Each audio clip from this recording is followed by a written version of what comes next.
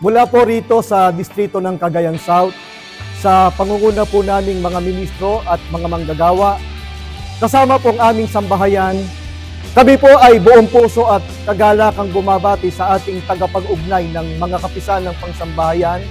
ang kapatid na Angelo Eranio V. Manalo ng Kami po ay nangangako na pasasakop po kami sa inyo at kaisa po ang aming distrito sa lahat ng gawain at aktibidad ng iglesia.